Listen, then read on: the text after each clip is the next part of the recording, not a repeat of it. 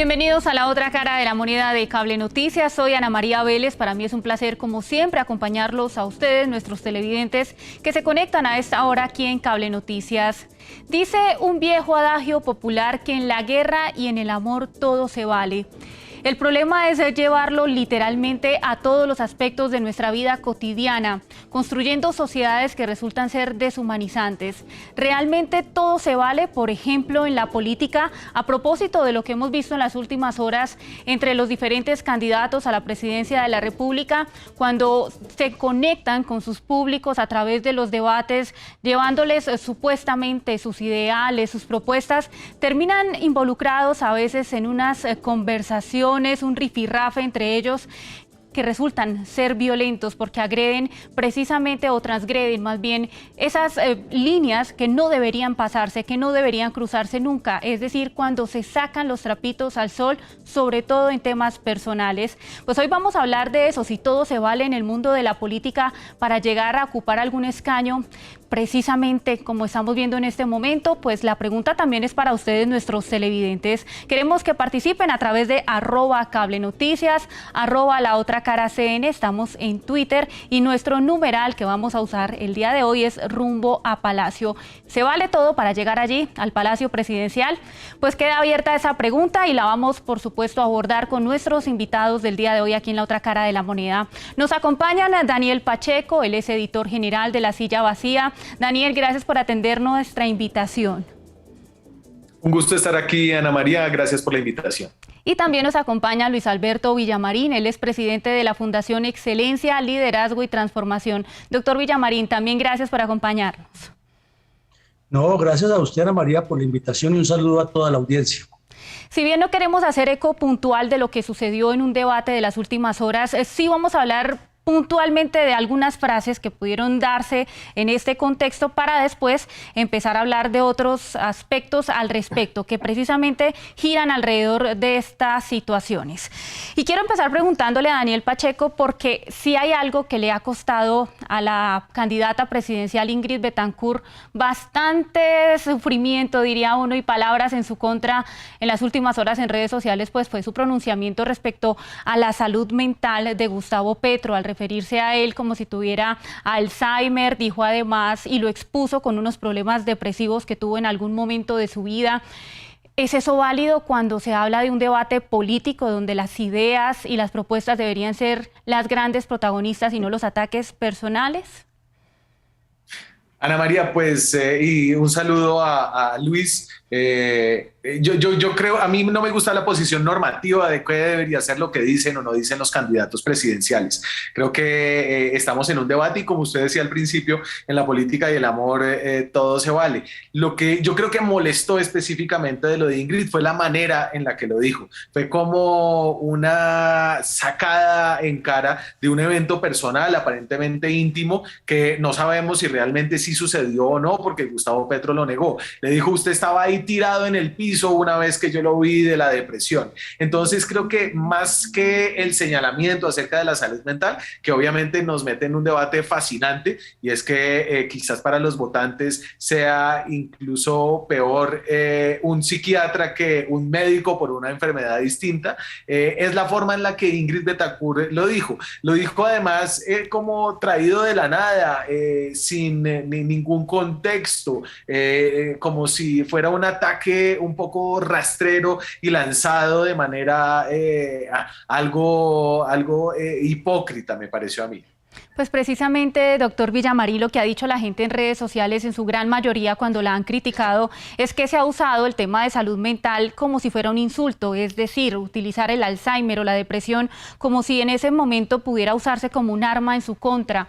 Y por ende, pues muchas personas están saliendo avantes, digamos, en esas redes sociales, defendiendo no a Gustavo Petro en sí, sino realmente el hecho de hacer uso de esas palabras cuando se trata de insultar a otro. Bueno, muchas gracias, Ana María, y un especial saludo para Daniel. Es que, mire, cuando no hay ideas, cuando no hay claridad, cuando no hay conceptos, cuando no hay criterios claros, siempre se recurre a la agresión. Y es lo usual, por ejemplo, cuando un columnista escribe un comentario sesudo y en lugar de mirar el contenido se le agrede con ofensas. Aquí es lo mismo y desafortunadamente estoy un poco en desacuerdo con lo que dice Daniel. Creo que sí la política debería tener otros niveles y que, por ejemplo, en los casos de los debates que se utilicen este tipo de agresiones, inmediatamente el moderador debía cortar y decirle, bueno, vinimos a hablar de cosas serias, centrémonos en lo que estamos hablando y pensemos en Colombia, pensemos qué va a hacer usted como presidente para recuperar la economía, por decir algo, con lo de la pandemia. ¿Cómo vamos a integrarnos a Latinoamérica? ¿Cómo es que Colombia puede ser el país que encabeza el desarrollo regional? ¿Cómo vamos a desarrollar el turismo en la costa? ¿Cómo vamos a implementar microempresas? Es decir, temas que realmente le llamen la atención a las personas, porque aquí lo que están es jugando a llevar a los contrincantes políticos o los adversarios a un territorio donde son fuertes, que es el de la ofensa, el de la descalificación, el del desconocimiento y esa agresión sistematizada, calculada y orientada a desprestigiar al adversario para decir yo soy mejor y voten por mí, y fuera de eso llevándole el mensaje a los seguidores para que por las redes se dediquen a agredir el uno y el otro. Pero nos pasa como en el último debate de Estados Unidos, que el señor Biden y el señor Trump se dedicaron todo el tiempo a echarse sátiras y a desprestigiarse, y hoy vemos el reflejo de lo que ha tenido Estados Unidos con un país que era el ejemplo de la democracia en el mundo, totalmente polarizado y las personas en posiciones distintas. Es que le pregunto entonces, a propósito de lo que dice el doctor Villamarín, Daniel, se baja un poco el debate, el nivel del debate, o sea, se pierde como esa altura que debería tener un debate político cuando se habla de temas personales. Ese tipo de agresiones, esos rifirrafes, esas peleas, pues por supuesto le suben mucho el rating a los canales o a los medios de comunicación que hacen parte de estos debates, y al día siguiente pues además terminan siendo el plato favorito de los colombianos en redes sociales, pero no se puede pues digamos que romper con esa típica situación que implica precisamente esto para poder generar más voces a favor o en contra, pero que hablen, como dicen. A ver, yo no estoy seguro que la política, como dice Luis, necesite más altura. Quizá la política necesita más bajura. La política, que es tan importante, que define el destino de todos los ciudadanos que vivimos bajo el contrato constitucional colombiano, solo le importa máximo a la mitad de las personas, porque la abstención es de la mitad de los votantes. Entonces yo creo que el reto principal de la política, más allá de dar debates de altura, de capturar realmente las propuestas, es involucrar a las personas en las decisiones que tienen que ver con su futuro. Y si eso pasa por echarse pullas, por sacarse los chiros, por un debate verdulero, para ponerlo así, y si eso funciona para involucrar a la gente de la política, cuanta más bajura mejor, porque yo creo que el problema de la política hoy es de una crisis de representación. A la gente no le importa la política, no le importan las propuestas, es decir, yo creo que la gente no quiere oír propuestas, la gente lo que quiere es entretenerse, quiere poder identificarse, quiere emocionarse, quiere poder divertirse con la política, y si no le ponemos un poquito de picante y la tratamos como un debate de ideas y conceptos muy elaborados, pues va a ser cada vez menos representativa. Y ese es el reto de la política, conectar con más gente. ¿Qué tipo de democracia es una en la que las decisiones se toman por el voto de apenas el 50% de los habilitados? Pues una democracia literalmente a medias. Doctor Villamarín, yo creo que usted está ahí que se habla para responderle a Daniel Pacheco lo que acaba de decir, y menciono también un mensaje que ha puesto en las últimas horas Mónica Rodríguez, colega de Noticias 1, y ella dice que se ha vuelto, pues que estos debates terminan siendo un reality, que Colombia no es un reality. ¿Usted considera que debería no convertirse estos debates en un show mediático, o de pronto puede darle un poco la razón a Daniel al respecto? No, yo sigo manteniendo la tesis, Ana María, que lo que hay es que educar precisamente a esa gran masa que está ausente en el debate electoral, que no asiste porque tiene la respuesta a flor de labio, es que para qué votos si siguen siendo los mismos, si de todas maneras van a robar, si de todas maneras van a seguir en la misma actividad. Entonces nos parece que sí hay que meterle mucho la mano, y que, por ejemplo, en esos debates, cuando quieren que la gente participe, es que nos presenten los proyectos de cómo en la educación pública se le va a incrementar el valor cívico a las personas. Tenemos el ejemplo de Ucrania, que está siendo tan agredida, y allá el presidente se nota que ha ejercido una tarea muy intensa para que el pueblo ucraniano reaccione para defender sus valores, sus principios, sus tradiciones y su cultura. Entonces aquí, sin ser patrioteros ni colocarnos solamente la camiseta cuando juega la selección Colombia o cuando James hace un gol, deberíamos estar pensando en cómo construir el país, cómo fortalecerlo, y creo que sí es necesario, porque es que ese nivel de telenovela es el que nos tiene triste. Y le pongo un ejemplo para cerrar. Cuando perdimos el fallo en la Corte de la Haya para San Andrés y Providencia, recuerdo a una joven periodista de Caracol preguntándole en el centro de la ciudad a una persona y le dijo: para usted, ¿cuál es la noticia más importante hoy en Colombia? Porque estaban haciendo esa encuesta. Y el señor que le preguntaron contestó: no, pues que Millonarios le ganó a Medellín el campeonato nacional del fútbol profesional. Entonces creo que sí es necesario que pensemos menos en telenovelas o en telebovelas, como les decían en un tiempo, y que eduquemos más al pueblo colombiano a pensar en su futuro, Luis, porque si no tendremos ciudadanos dentro de muchos años enfrascados en estos mismos debates y en berenjenales que no nos llevan al progreso. Luis, justamente Luis nos pone el ejemplo de Zelensky, el presidente ucraniano.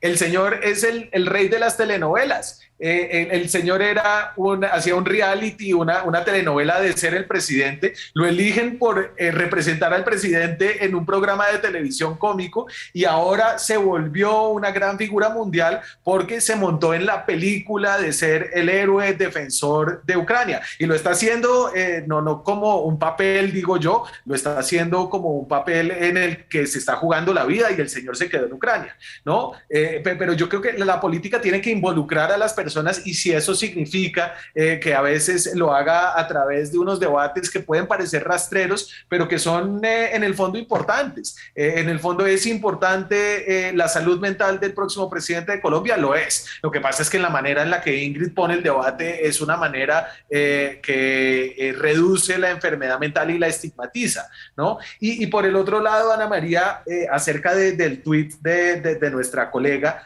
no lo he visto, pero ahí sí que es que los periodistas somos los más hipócritas de todos, porque entonces nos sentamos en la postura moralista de decir: no, es que el debate público debería ser más de más altura, de debates de ideas, queremos es propuestas, y apenas hacemos una entrevista, vamos y publicamos por lo que es un ataque personal y titulamos la entrevista por ahí, porque es lo que más mueve a la gente y lo que más vende las notas y consigue rating. Entonces yo creo que esa doble visión pues no se compadece con la honestidad de lo que realmente queremos y de lo que los políticos saben que funciona y venden una campaña. Muy bien, vamos a hacer una breve pausa. Nuestros dos invitados quédense con nosotros, ya regresamos, ustedes continúen participando, numeral rumbo a Palacio, @Cable Noticias, @La Otra Cara CN, ya volvemos.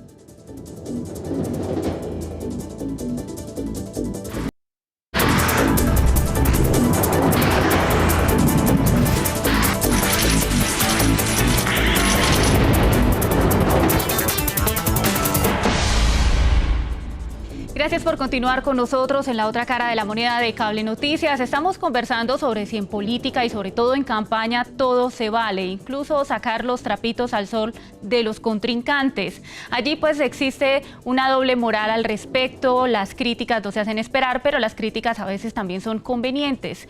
Vamos a ver entonces cómo continúa esta conversación con nuestros dos invitados y le pregunto en este momento al doctor Luis Alberto Villamarín por una frase también que resultó para muchos acertada, porque era muy popular, además muy cercana a la gente, que escribió el candidato presidencial Gustavo Petro justamente el día de las elecciones, y tenía que ver con: reciban el dinero si les van a comprar el voto, pero voten por mí. Muy criticado por muchos, pero para otros decían, pues sí, ¿no? Pues si lo van a comprar a uno, pues no necesariamente tienen que saber por quién voté. Entonces, en ese orden de ideas, ¿cómo analiza usted esa frase que para muchos fue bien criticada y que la utilizó además Federico Gutiérrez para criticar a Petro durante el debate?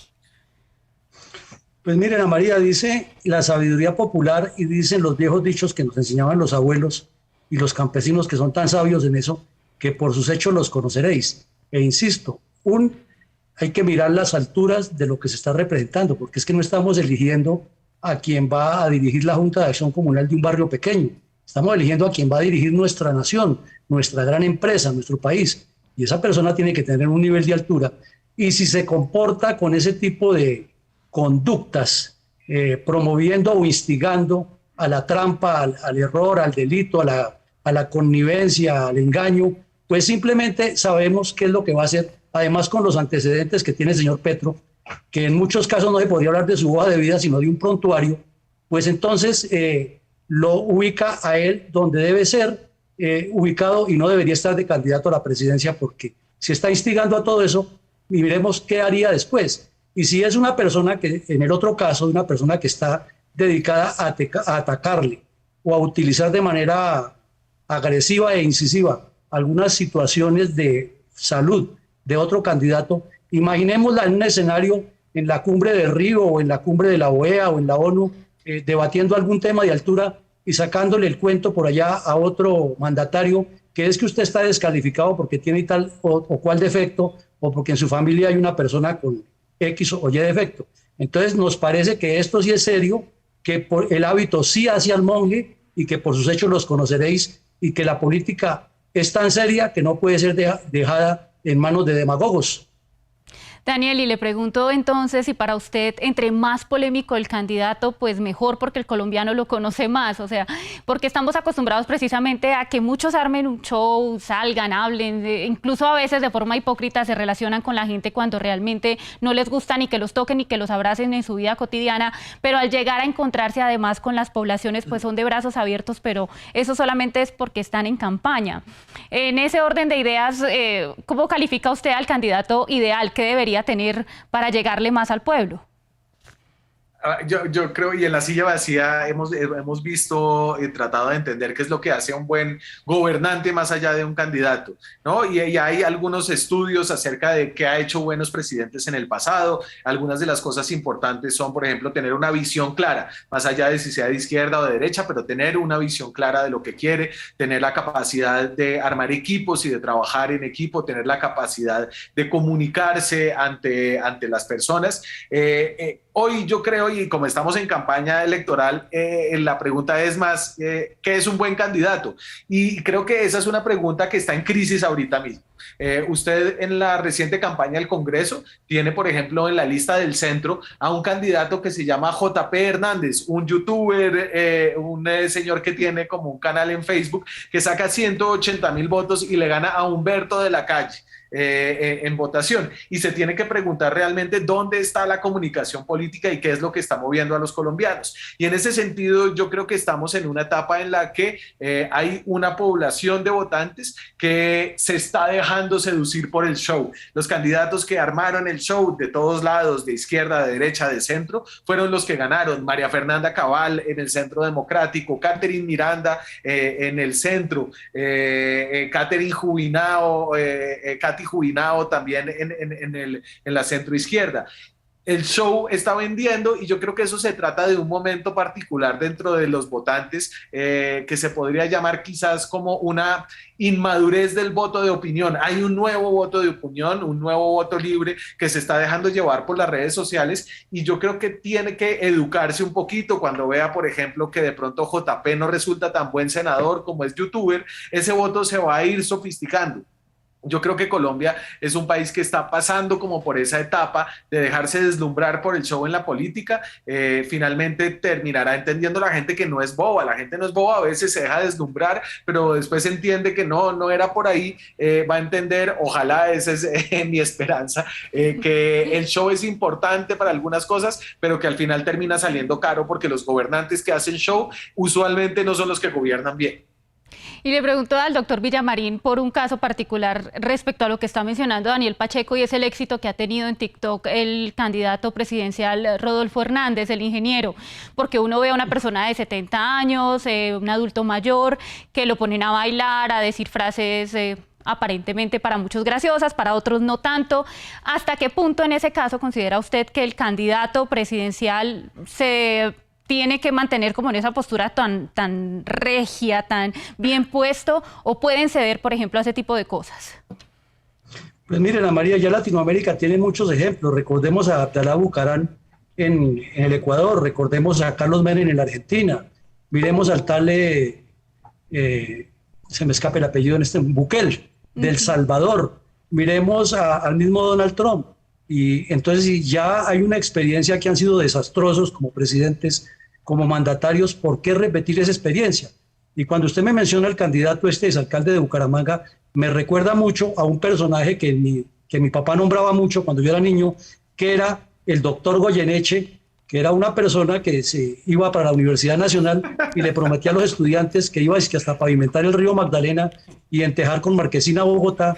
Entonces nos parece que una persona de esas no debe estar en el debate, porque quizás, como dice Daniel, un poco le trae como diversión y un poco de picante y la gente se divierte, pero es que estamos hablando de cosas serias.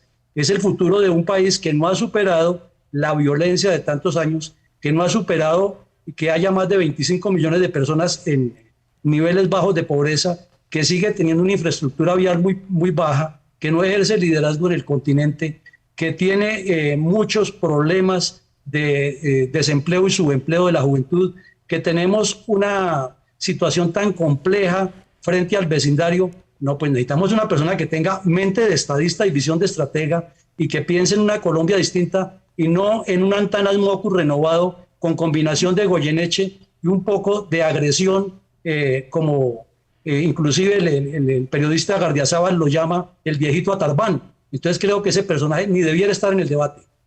Daniel, usted nos mencionaba cómo podría ser un político ideal o más bien un candidato bueno para estas elecciones, cuáles podrían ser las características, pero ¿qué hay del elector? Porque los electores somos los que estamos allí al otro lado de la moneda y somos nosotros finalmente los que seleccionamos a ese X o Y candidato que sea como se llame y utilice las estrategias que utilice, pues finalmente de nosotros depende. Y ahí vemos que hay muchas falencias en ese elector.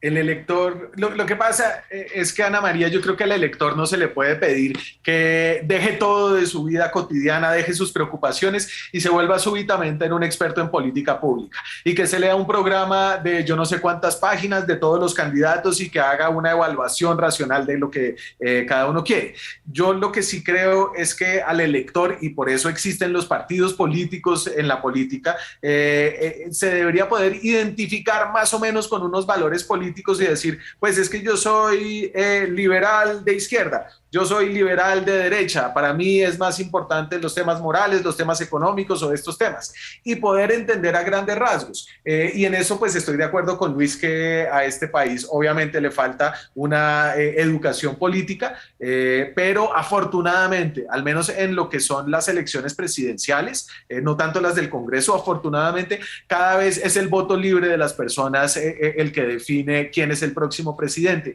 Y eso es lo mínimo y lo máximo que uno le puede pedir a una democracia, ¿no? Que se respeten obviamente unos derechos básicos para todo el mundo, pero que la persona que llegue cada 4 años sea elegido por la voluntad de los ciudadanos y que esos ciudadanos se expresen de manera masiva. A mí, y vuelvo a lo que decía al principio, creo que la mayor preocupación y la mayor carencia de legitimidad que tiene nuestra democracia no es que el debate público esté por el piso, que los debates parezcan como una pelea de borrachos en un bar, sino que tan poca gente participe. Una democracia donde apenas el 40, 60% de las personas participa, es una democracia que tiene a la mayoría de sus voces calladas, gente que realmente le importa tan poco o tiene tan poca fe en el sistema político que ni siquiera le parece que valga la pena levantarse ese domingo e ir a votar. Y ahí está también pues el meollo del asunto, ¿no? Esa falta de participación por parte de nosotros los colombianos en el mundo político, pero sobre todo a la hora de elegir, que es lo más importante, más allá de las redes sociales y los comentarios que por allí se dan. Les comento a los dos, hace algunos días entrevistaba yo a un experto que ha hecho unos análisis bastante estrictos desde su punto de vista psicológico sobre cómo votan los colombianos, y en eso le hallo la razón a Daniel Pacheco en lo que tiene que ver con que estos políticos que mueven emociones pues son los que le llegan a los colombianos, porque los colombianos votamos muchísimo con las emociones y la razón no se utiliza habitualmente. Eso quiere decir que el que nos llama más la atención, el que nos hizo reír, el que nos hizo, no sé, nos mueve principalmente en eso, en las emociones, pues es el que se lleva finalmente la atención de los espectadores y por ende quien gana y ese protagonismo en las urnas.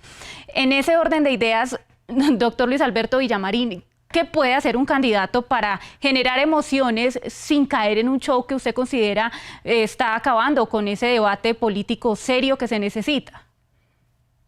Pues ustedes los comunicadores estudian, Ana María, todo lo que produce efectos psicológicos dentro de las masas. Y en muchas carreras, en la carrera militar también se estudia mucho eso.